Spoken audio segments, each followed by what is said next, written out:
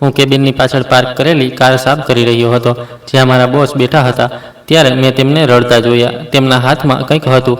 મને આશ્ચર્ય થયું અને મને જાણવાની ઉત્સુકતા થઈ કે તેઓ શું પકડી રહ્યા છે. પરંતુ જેવું હું આગળ વધ્યો અને તેમના હાથમાં રહેલી વસ્તુ જોઈ, મારા રૂવાડા ઊભા થઈ ગયા. મને લાગ્યું કે મારું માથું ફરવા લાગ્યું છે, કારણ કે હું માત્ર 13 વર્ષનો હતો, પણ મારા પર એક મોટી જવાબદારી હતી. મારા પિતા પથારીવશ હતા. તેઓ બોલી કે ચાલી શકતા નહોતા. તેઓ માત્ર તેમના હાથ હલાવી શકતા હતા. તેમની આંખો સહેજ ફરતી હતી. તેઓ તેમની આંખો દ્વારા મારી સાથે વાતચીત કરવાનો પ્રયાસ કરતા હતા. મારી માતા ક્યારે ગુજરી ગઈ મને ખબર નથી.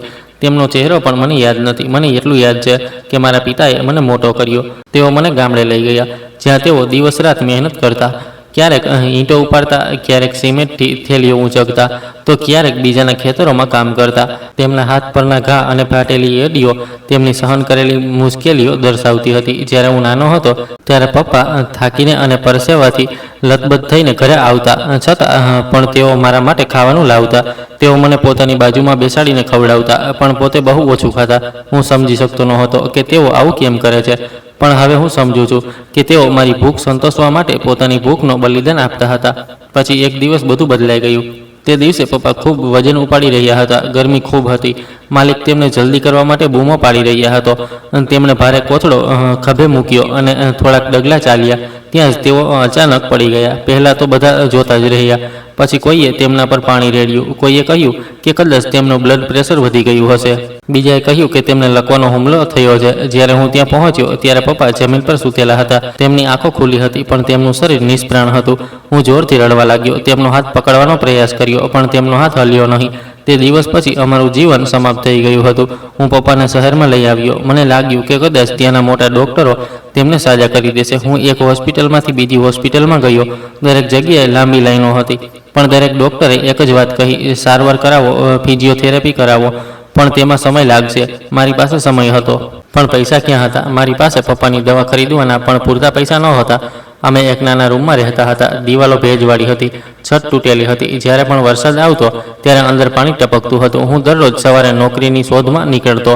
હું દરેક દુકાન, દરેક વર્કશોપ અને દરેક હોટલની સામે ઊભો રહેતો, પણ દરેક જણ મારી સામે જોઈને કહેતા, તું બહુ નાનો છે, તને અહીં કામ નહીં મળે. કેટલાક મને ધક્કો મારતા, તો કેટલાક મારી મજાક ઉડાવતા. ક્યારેક કોઈ કહેતું, મોટો થા પછી આવજે. જ્યારે હું સાંજે ખાલી હાથે ઘરે પાછો ફરતો ત્યારે પપ્પાની આંખો મારી તરફ પ્રશ્નોથી ભરેલી નજરે જોતી રહેતી.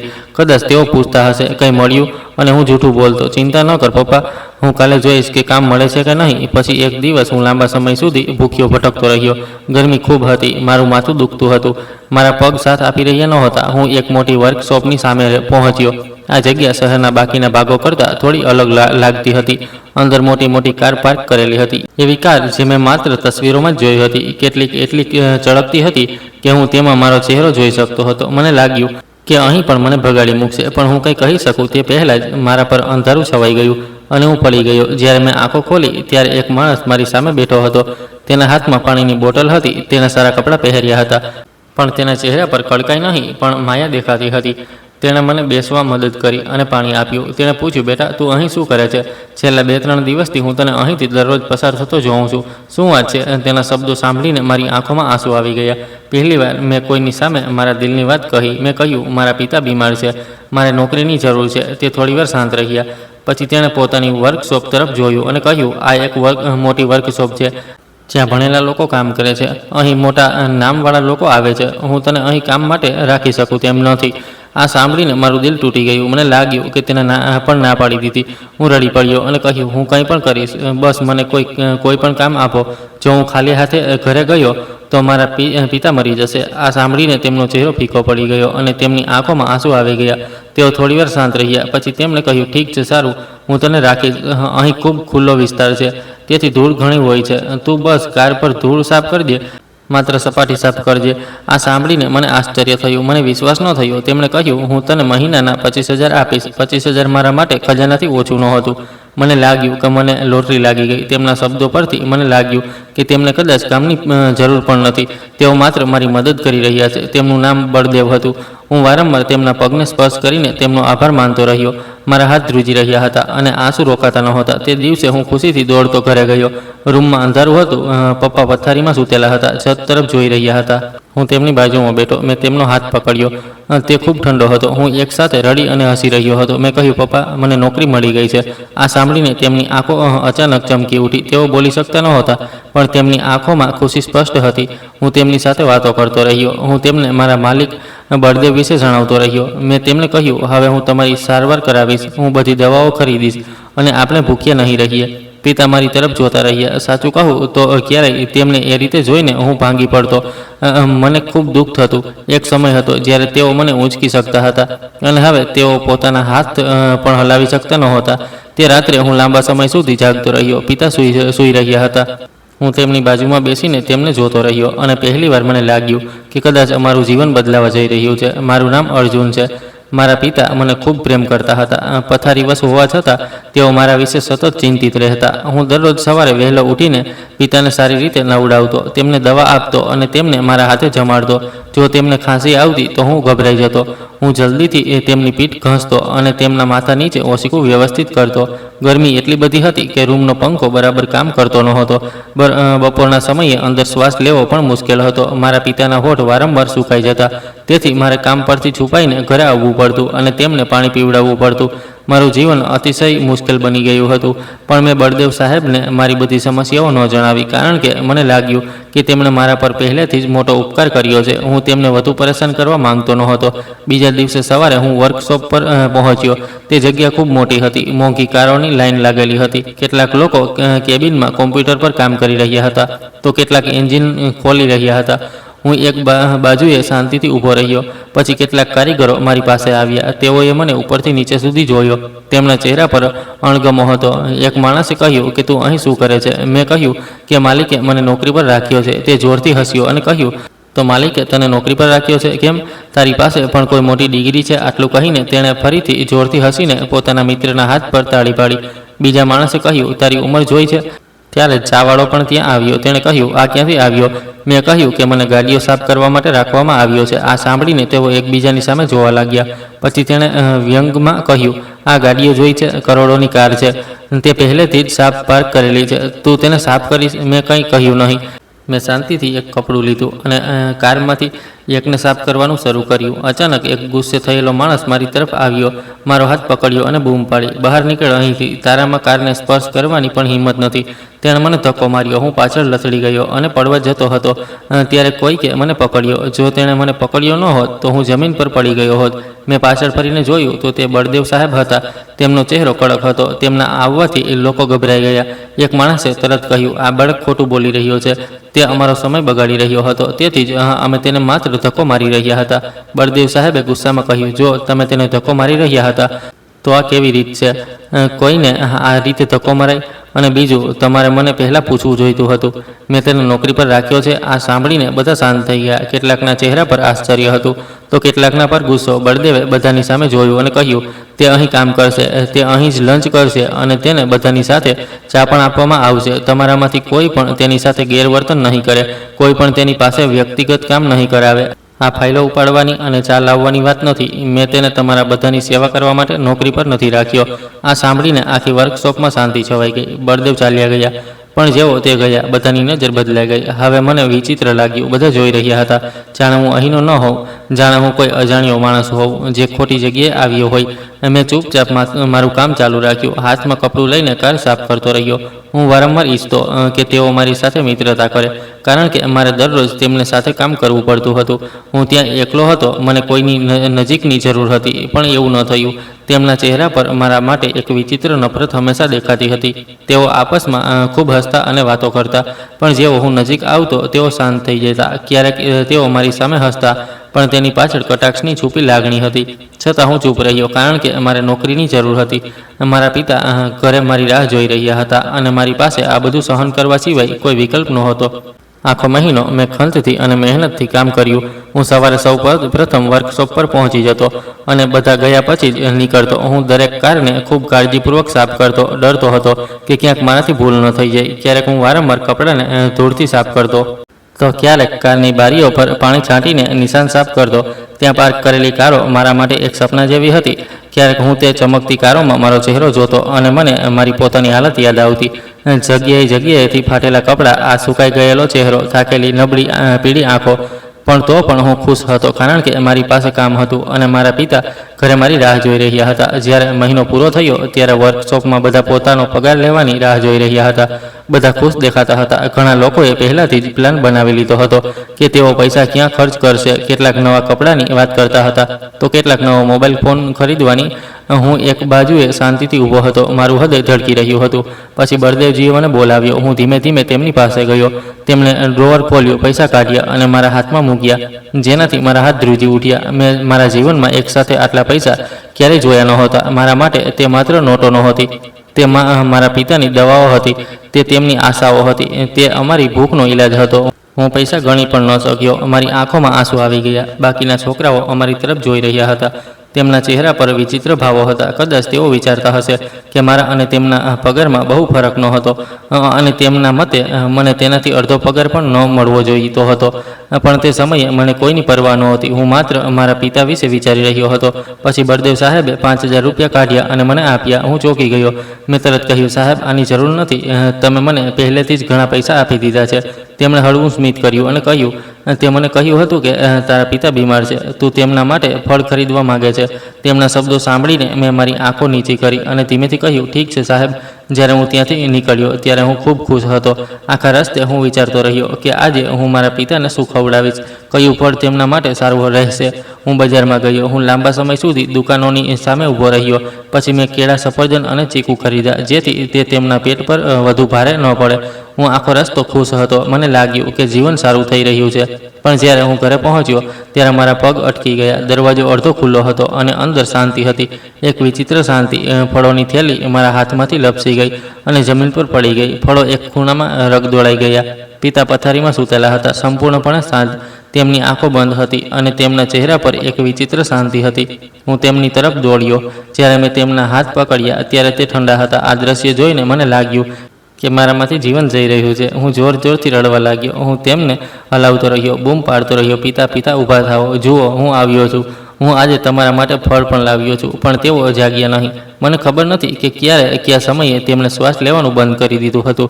મને ખબર નથી કે તેઓ કેટલા સમય ત્યાં એકલા પડ્યા રહ્યા. વર્ષોથી તેઓ આ પથારીમાં ભયંકર પીડામાં સૂતા હતા અને હવે તેમાંથી મુક્ત થઈને તેઓ જતા રહ્યા હતા. મારા રડવાનો અવાજ સાંભળીને પડોશીઓ આવ્યા. લોકો ભેગા થયા.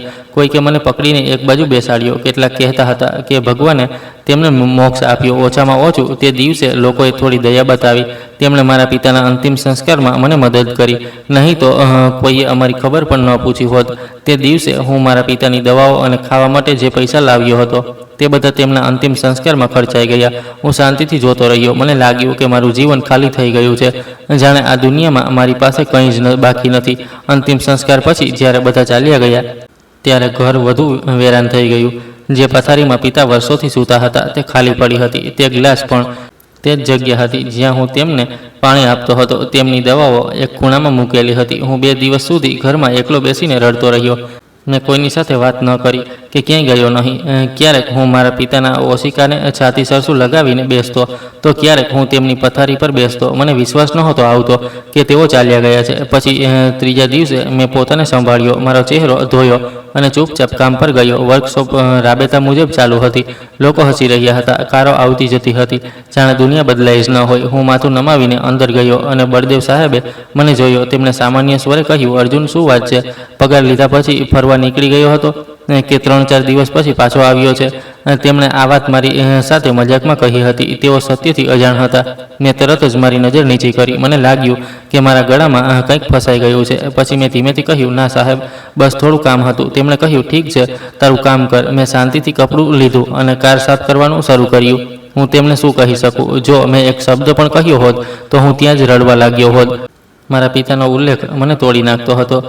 તેથી જ હું ચૂપ રહ્યો અને મારું કામ ચાલુ રાખ્યું. હવે જ્યારે હું ઘરે પાછો ફરતો ત્યારે ઘરમાં કોઈ નહોતું. પહેલાં જ્યારે હું દરવાજો ખોલતો ત્યારે મને મારા પિતાની ખાંસી સંભળાતી. ક્યારેક તેમની આંખો મારી તરફ ફરતી. ક્યારેક તેઓ મને જોઈને ધીમા અવાજ કરવાનો પ્રયાસ કરતા.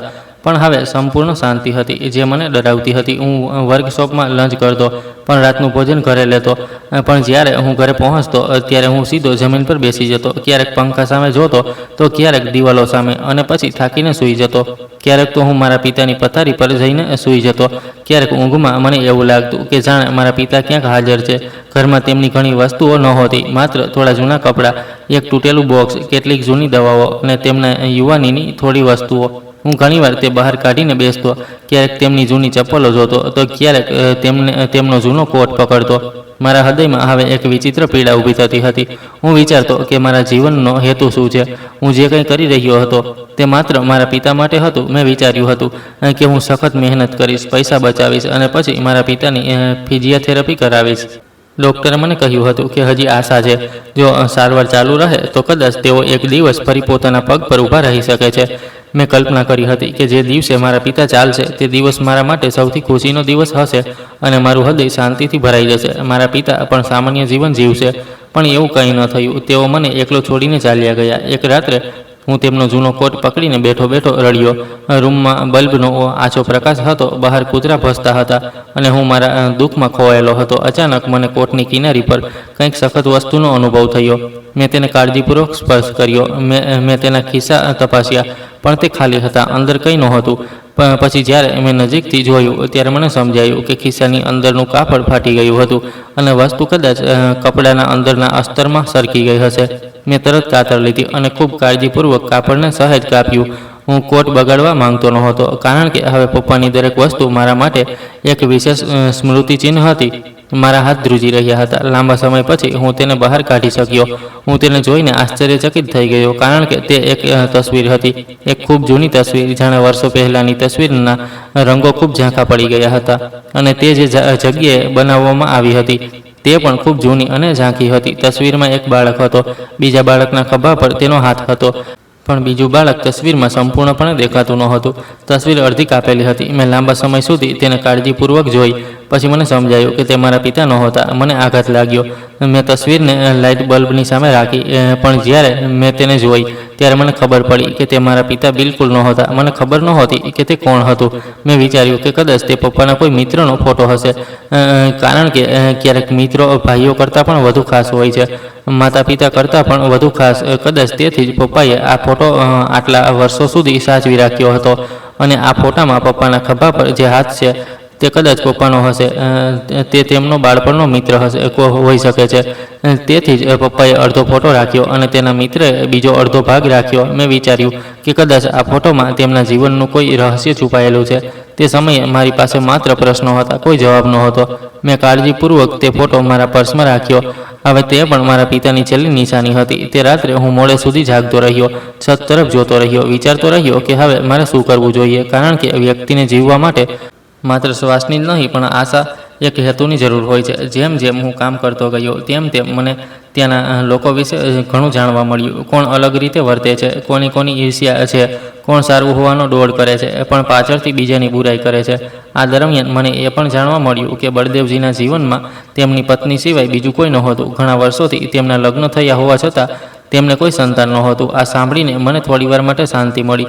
પછી મારા હૃદયમાં અચાનક એક વિચિત્ર લાગણી ઊભી થઈ. મેં વિચાર્યું કે કદાચ તેથી જ તેઓ મારી સાથે આટલો સારો વ્યવહાર કરે છે, મારી નાની નાની જરૂરિયાતોનું પણ ધ્યાન રાખે છે, અને કદાચ તેથી જ તેમને કોઈ કારણ વિના મને ટેકો આપ્યો, કારણ કે તેમને પોતાના સંતાનો નહોતા. મેં મારા જીવનમાં બે પ્રકારના લોકો જોયા હતા. એક જેમને બાળકોમાં કોઈ રસ નહોતો. જો તેમને બાળકો હોય તો તેમને કોઈ ફરક પડતો નહોતો. તેઓ પોતાના જીવનમાં ખોવાયેલા રહે છે. પણ કેટલાક એવા હોય છે જેમને બાળકોની ઊંડી ઈચ્છા હોય છે. તેઓ બાળકોને જોઈને સ્મિત કરે છે. તેઓ નાના બાળકના અવાજ પર અટકી જાય છે. તેમની આંખોમાં એક ખાલીપો હોય છે, અને જ્યારે તેમને પોતાના બાળકો નથી હોતા ત્યારે તે ખાલીપો ક્યારેય પૂરો થતો નથી. હું વિચારતો હતો કે બળદેવ સાહેબ કદાચ આવા જ વ્યક્તિ હતા. જ્યારે પણ તેઓ મને જોતા, તેમના ચહેરા પર એક વિચિત્ર માયા આવતી. ક્યારેક તેઓ મારા માથા પર હાથ મૂકતા, ક્યારેક તેઓ પૂછતા તે ખાધું છે, ક્યારેક તેઓ કહેતા વધુ પડતો તડકામાં ન જતો. પહેલાં મને લાગતું કે તેઓ માત્ર એક સારા વ્યક્તિ છે, પણ હવે મને સમજાવવા લાગ્યું કે કદાચ તેઓ મારામાં પોતાનું બાળક જુએ છે. અને આ વિચારીને તેમના માટે મારો આદર વધુ વધી ગયો. બીજી બાજુ મેં મારા જીવન તરફ જોયું. હું એક ગરીબ પિતાનો દીકરો હતો. મારા પિતા પાસે કોઈ મોટું ઘર નહોતું, કાર નહોતી, પૈસા નહોતા, કોઈ મોટું નામ નહોતું. તેમની પાસે માત્ર હું હતો અને તેઓ મને દુનિયામાં સૌથી વધુ પ્રેમ કરતા હતા. મેં વિચાર્યું કે જો મારા પિતા બળદેવ સાહેબ જેટલા શ્રીમંત હોત તો કદાચ મારું જીવન અલગ હોત. હું પણ પ્રતિષ્ઠિત શાળામાં ભણ્યો હોત, સારા કપડાં પહેર્યા હોત અને ભૂખ કે અપમાન સહન ન કરવું પડતું હોત. પણ મેં વિચાર્યું, બળદેવ સાહેબ પાસે બધું હતું, મોટી વર્કશોપ, કરોડોની કારો, પૈસા, માન સન્માન, પણ કોઈ સંતાન નહોતું. અને મારા પિતા પાસે કંઈ નહોતું, માત્ર હું. ત્યારે મને પહેલી વાર સમજાયું કે વ્યક્તિ ગમે તેટલો ધનવાન હોય, જો તેની પાસે કોઈ નજીકનું ન હોય તો તેના હૃદયમાં ક્યાંક ખાલીપો રહેવાનો જ છે. એક દિવસ આકાશમાં કાળા વાદળો ઘેરાયા, વરસાદ આવવાનો હતો, માટીની સુગંધ હવામાં ફેલાઈ ગઈ અને વર્કશોપમાં બધા પોતપોતાના કામમાં વ્યસ્ત હતા. કેટલાક કારની નીચે સૂતેલા હતા, કેટલાક કોમ્પ્યુટર પર હિસાબ તપાસતા હતા અને હું કારો સાફ કરી રહ્યો હતો. ત્યારે મારી નજર કાચના રૂમ પર પડી. બળદેવ સાહેબ ફરી એકલા બેઠા હતા. તેમની આંખો નીચે હતી, તેમનો ચહેરો શાંત હતો અને તેમના હાથમાં એક નાનકડી વસ્તુ હતી. હું દૂરથી જોઈ શકતો હતો કે તેઓ ફરીથી રડી રહ્યા હતા. તે તેમની આદત હતી. જ્યારે પણ તેઓ એકલા હોય ત્યારે તેઓ તે વસ્તુને હાથમાં પકડીને લાંબા સમય સુધી જોતા રહેતા. પછી તેમની આંખોમાંથી આંસુ વહેવા લાગતા. તે દિવસે તેમની પાછળ એક મોટી કાળી કાર પાર્ક કરેલી હતી. હું તેને સાફ કરવા લાગ્યો જેથી હું કામ કરતો રહું અને તેમની પાસે રહી શકું. કાચ પર વરસાદના હળવા ટીપા પડવા લાગ્યા. હું વર્કશોપની છત પર ટીપા પડવાનો અવાજ સાંભળી શકતો હતો. મેં કારનો કાચ સાફ કરવાનું બંધ કર્યું. મેં તેમની હથેળી પર જોયું અને મેં જોયું કે તે તસવીર બરાબર તે જ હતી જે મને મારા પિતાના જૂના કોટમાંથી મળી હતી. મારા હાથમાંથી કપડું પડી ગયું. માત્ર એટલો ફરક હતો કે તેમની પાસે તસવીરનો બીજો અડધો ભાગ હતો અને તસવીરમાં ઊભેલું બાળક બરાબર મારા પિતા જેવું લાગતું હતું. મારું હૃદય ધબકવા લાગ્યું. મને લાગ્યું કે મારા કાનમાં અવાજ આવી રહ્યો છે. હું એક ક્ષણ ત્યાં જ ઊભો રહ્યો. પછી કોઈ અજાણ્યા કારણોસર મારા પગ આપમેળે તેમની તરફ આગળ વધ્યા. જેવો હું નજીક પહોંચ્યો તેમણે તરત જ તેમની આંખો બંધ કરી દીધી અને તસવીરને તેમની મુઠ્ઠીમાં છુપાવી દીધી.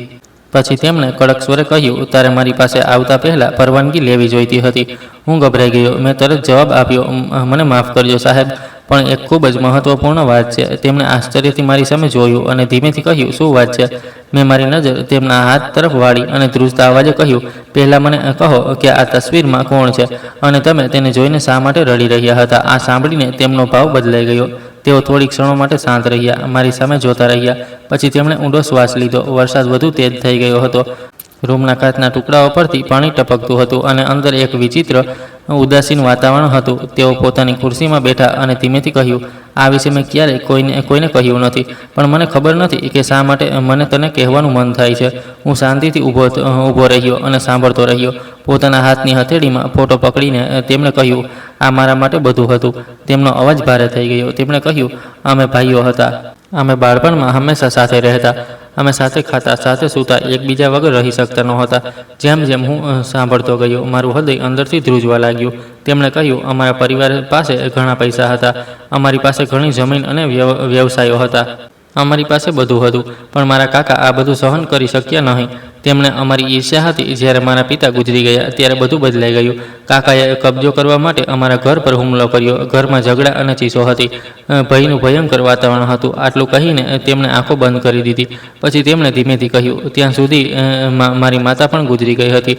અમે બંને ખૂબ નાના હતા. ઘરમાં લોકો આમ તેમ દોડી રહ્યા હતા. વસ્તુઓ તોડવામાં આવી રહી હતી અને હોબાળો હતો. પછી કોઈકે અમને બંનેને જૂની ઈંટના ભઠ્ઠા પાસેના મોટા તંદુર રૂમમાં બંધ કરી દીધા, આશા રાખીને કે અમે ત્યાં આગ અને ધુમાડામાં મરી જઈશું. પણ અંદર એક નાનો તૂટેલો દીવો હતો. હું મારા નાના ભાઈને બચાવવાનો પ્રયાસ કરતો રહ્યો.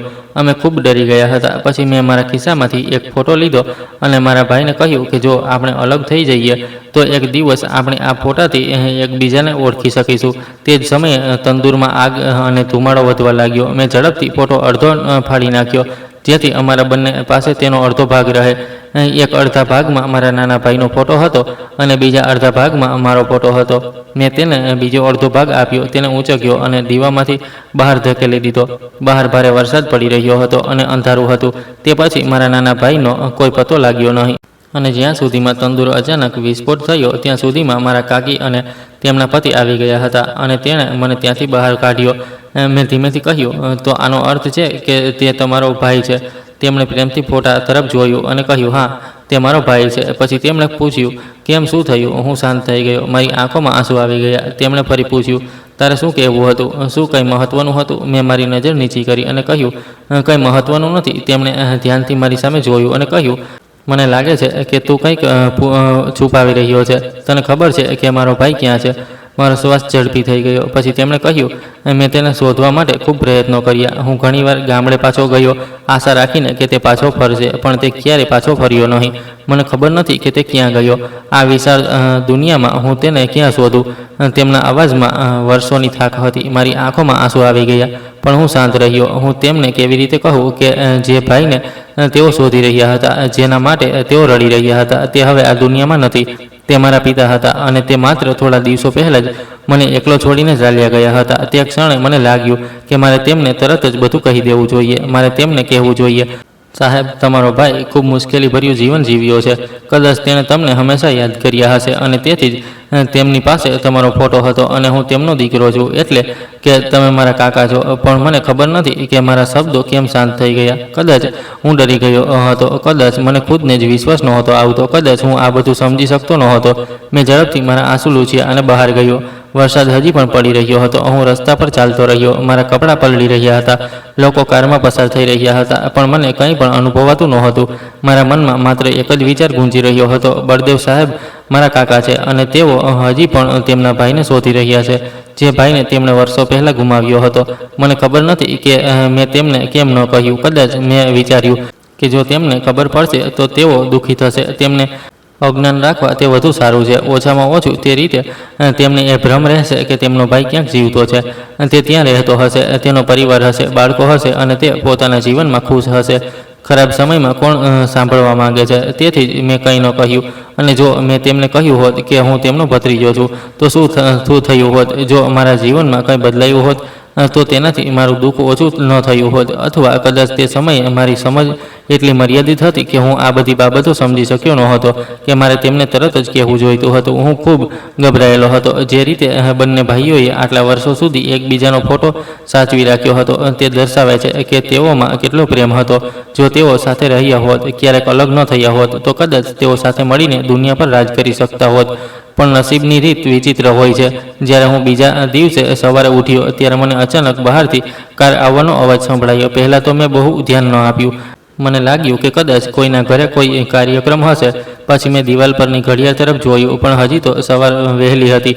મેં વિચાર્યું, આટલી વહેલી સવારે કોનો કાર્યક્રમ હોઈ શકે અને આટલી બધી કારો કેમ છે? મારી ઉત્સુકતા હાવી થઈ ગઈ અને હું તરત જ બહાર દોડ્યો. મારા પિતાના ગયા પછી મારામાં બધું મરી ગયું હોય તેવું લાગતું હતું. હું ઊભો થયો અને શાંતિથી પાણી પી રહ્યો હતો. ત્યારે દરવાજા પર ખખડવાનો અવાજ આવ્યો. હું ધીમે ધીમે દરવાજા તરફ ગયો અને જેવો મેં તેને ખોલ્યો, મારી સામેનું દ્રશ્ય જોઈને મારો શ્વાસ અટકી ગયો. માત્ર એક બે નહીં, પણ 14-15 મોટી કારો મારા ઘરની સામે પાર્ક કરેલી હતી. બધી કારો એક લાંબી લાઇનમાં ઊભી હતી. તેમના પર સૂર્યપ્રકાશ ચમકી રહ્યો હતો. કેટલાકના કાચ ટિન્ટેડ હતા, કેટલાક ફોર્ચ્યુનર હતા અને કેટલીક અન્ય મોંઘી કારો હતી. તે મોટી કારોની સરખામણીમાં મારું ઘર વધુ નાનું લાગતું હતું. હું આશ્ચર્યથી તેમને જોતો રહ્યો. આખો પડોશ જાગી ગયો હતો અને લોકો તેમના ઘરોમાંથી બહાર આવ્યા. કેટલાક તેમની છત પરથી ડોકિયું કરી રહ્યા હતા, તો કેટલાક તેમના દરવાજા અને બારીઓમાંથી બાળકો શેરીઓ ભેગા થવા લાગ્યા હતા. બધા મૂંઝવણમાં હતા, વિચારતા હતા કે આ ગરીબ પડોશમાં આટલા મોટા વાહનો કેમ આવ્યા છે. પછી સામે પાર્ક કરેલી એક કાળી કારનો દરવાજો ખુલ્યો અને બળદેવ સાહેબ બહાર નીકળ્યા. તેમનો ચહેરો વિચિત્ર રીતે શાંત અને અસ્વસ્થ હતો. તેઓ ધીમે ધીમે મારી તરફ ચાલ્યા. આ ક્ષણે બાજુમાં કાર પાસે ઊભેલા લોકો સક્રિય થઈ ગયા અને અચાનક મારા પર ફૂલોનો વરસાદ કરવા લાગ્યા. ગુલાબની પાંદડીઓ હવામાં વિખેરાવા લાગી. આખો રસ્તો ફૂલોથી ભરાઈ ગયો. હું સ્તબ્ધ ઊભો રહ્યો. મને લાગ્યું કે હું સપનું જોઈ રહ્યો છું. કદાચ હું કોઈ પણ ક્ષણે જાગી જઈશ અને બધું પૂરું થઈ જશે. પણ તે સપનું નહોતું. ફૂલો ખરેખર મારા પર પડી રહ્યા હતા અને બળદેવ સાહેબ ખરેખર મારી તરફ આવી રહ્યા હતા. મારું હૃદય ધડકવા લાગ્યું. પડોશીઓ ભેગા થયા, એકબીજાને પૂછી રહ્યા હતા કે શું થઈ રહ્યું છે, આ લોકો કોણ છે, તેઓ બધા અર્જુનના ઘરે કેમ આવ્યા છે. બળદેવ સાહેબ બરાબર મારી બાજુમાં અટક્યા. તેમણે પ્રેમથી માથા પર હાથ મૂક્યો અને મોટા અવાજે કહ્યું, તમે મારા ભત્રીજા છો, મારા ભત્રીજા. તેમનો અવાજ અચાનક ધ્રુજી ઉઠ્યો.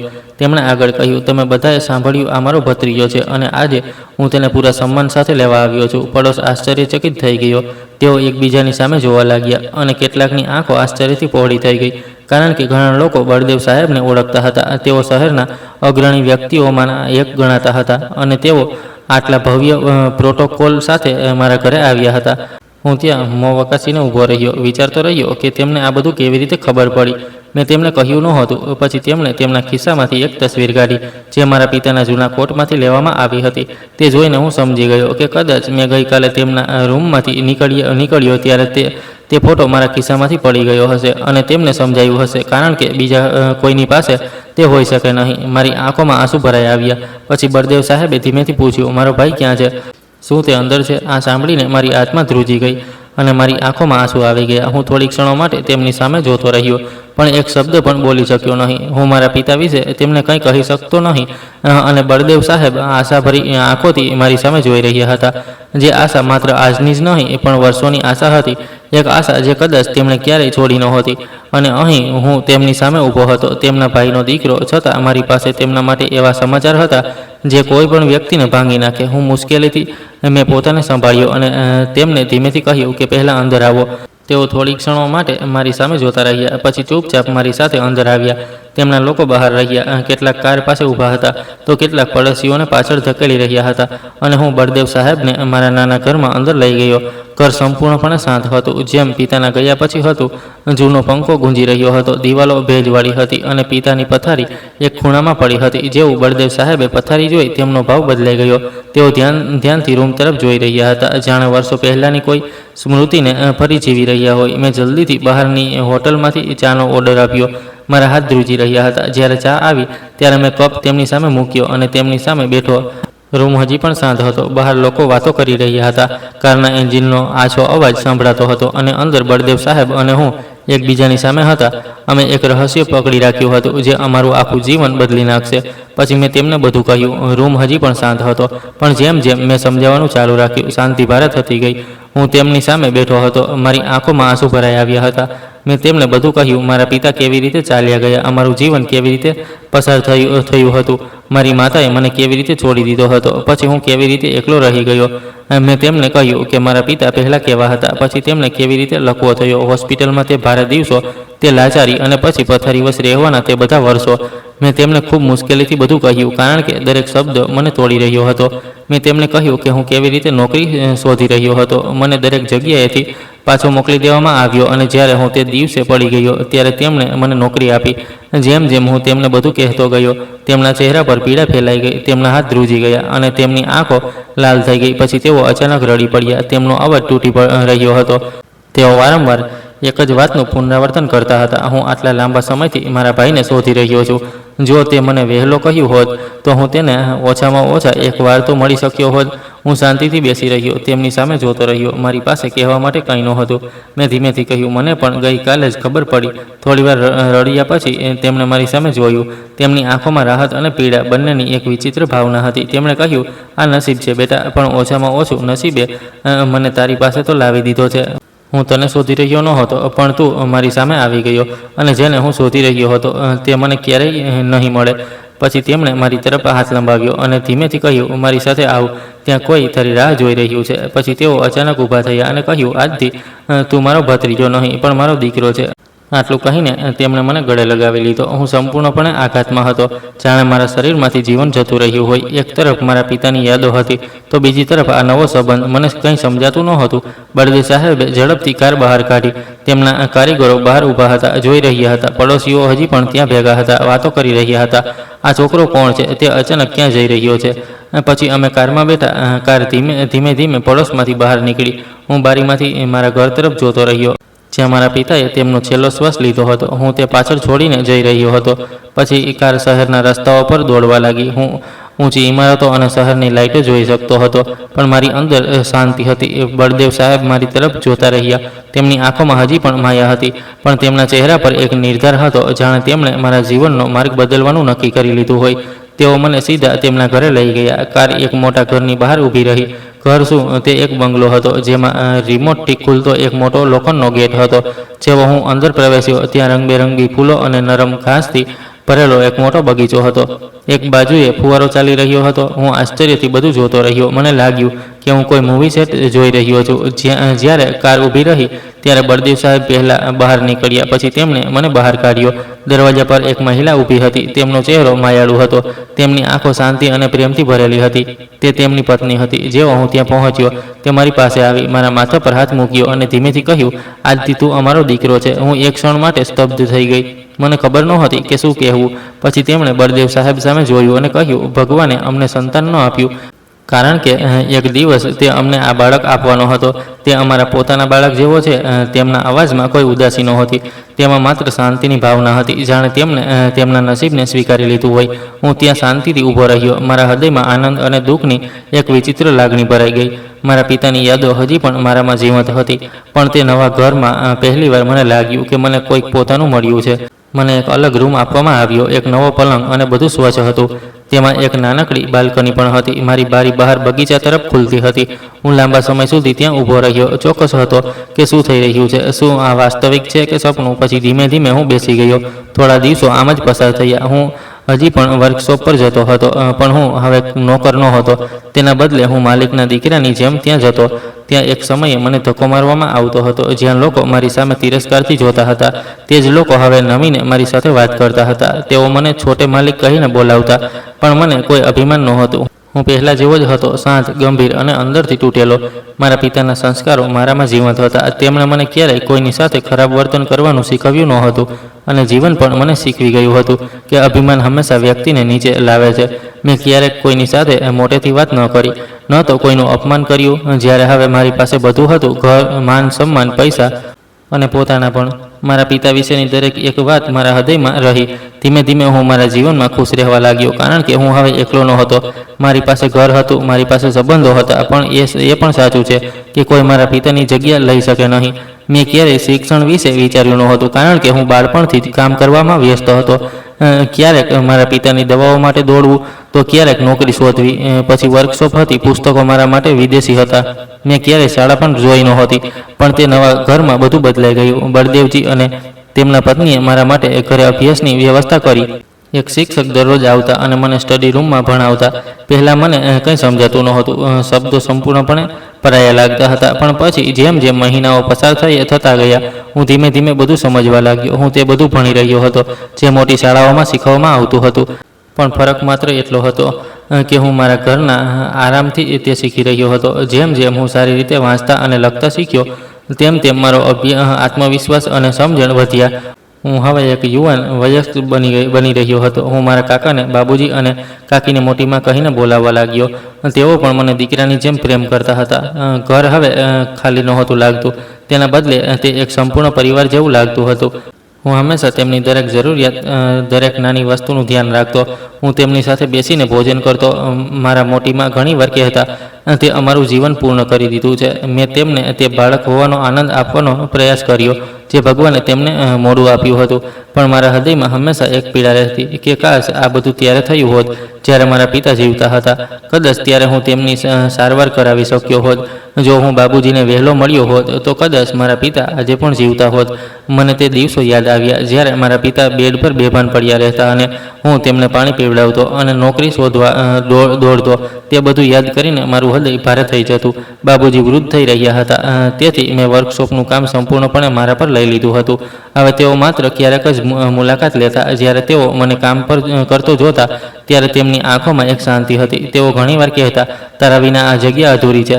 પણ હું હંમેશા વિચારતો કે હું ગમે તેટલી પ્રગતિ કરું, હું હંમેશા મારા પિતાથી ઓછો જ રહીશ. તેઓ હંમેશા મારા હૃદયના દરેક ખૂણામાં જીવંત રહેશે. એક દિવસ બાબુજી મારી બાજુમાં બેઠા વર્કશોપની ફાઇલો જોઈ રહ્યા હતા.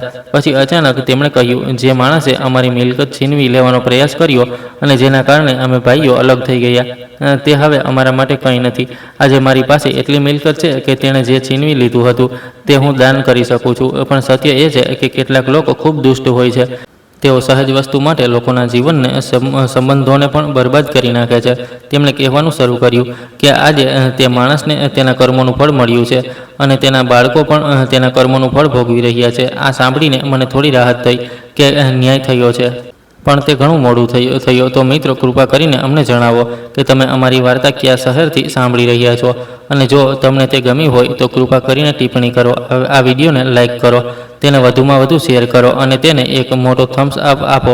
ઉપરાંત અમારી ચેનલને સબસ્ક્રાઈબ કરવાનું ભૂલશો નહીં. અને જો તમને અમારા પ્રયત્નો ગમ્યા હોય તો કૃપા કરીને મને સુપર થેન્ક્સ આપીને તમારો પ્રેમ અને સમર્થન બતાવો, જેથી હું તમારા માટે આવી અદ્ભુત વાર્તાઓ લાવવાનું ચાલુ રાખી શકું. આ વાર્તામાં બધા પાત્રો અને ઘટનાઓ કાલ્પનિક છે. તેનો ઉદ્દેશ્ય માત્ર મનોરંજન અને એક ભાવનાત્મક પ્રસ્તુતિ પ્રદાન કરવાનો છે.